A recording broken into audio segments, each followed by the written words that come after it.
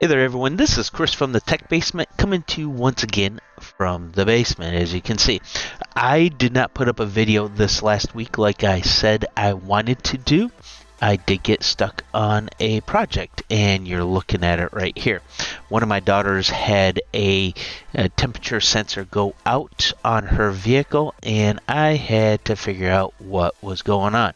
Well, I ran across a couple different problems. One I caused myself, the other just wasn't my fault. It just happened. When I say it wasn't my fault, it's things got stuck, stuff like that. It happens with cars. They are not 100% good to go or ease of changing different things. As you can see, getting right into this, as you can see, the temperature sensor is right here. This is what I had to replace in order to get the OC is turned off error that you get on your car when you have this problem. It's all over the internet. It tells you what it is, but it doesn't give you some vital information. Okay, what I'm going to do here is show you what not to do. I'm not going to show you how to do it. I already did it. I don't want to revisit it. It was that much fun. So what we're going to first do here is I'm going to go over the parts that we have here. And then at that point, I'm going to show you what to do and what not to do in the sense of not installation, but just what to stay away from and what to look for. Okay, I came across a couple different things. I had to take the sensor out a couple of times because it wasn't working, things like that. But this is why. When I first took off the old sensor, this top right here broke off. That broke off because it's in a weird spot where I just couldn't get it to come off. And there is a pin that goes around the top of it right up through here.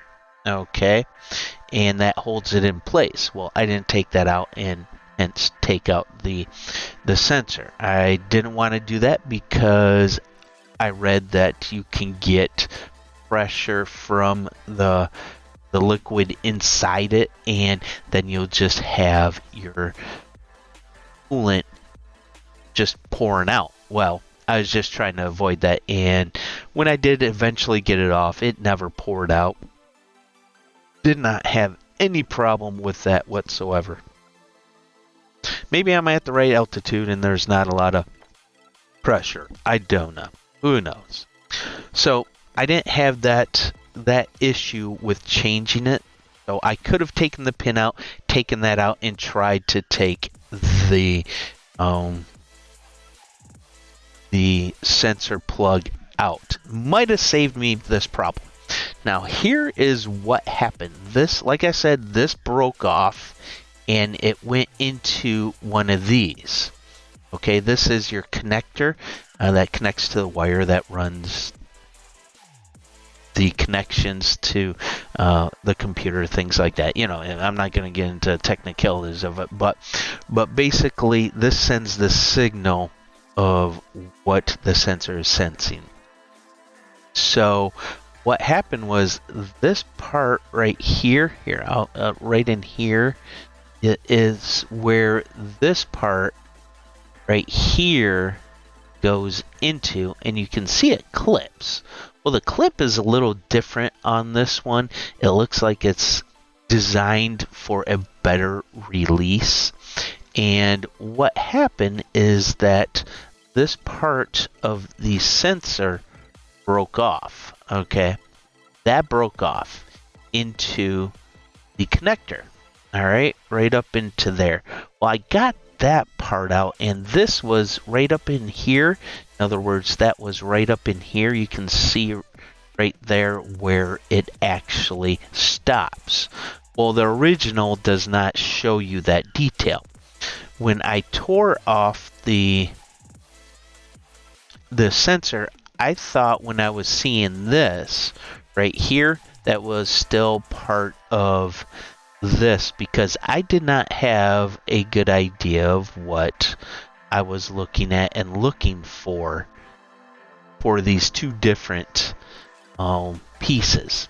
Yeah, now that I see it and now that I show it to you, you're probably saying, you're real brilliant. Well, trust me, I thought the same way once I picked this up to do a replacement on the one I just tore all to living daylights, because I actually took some players and ranked on that trying to pull it out.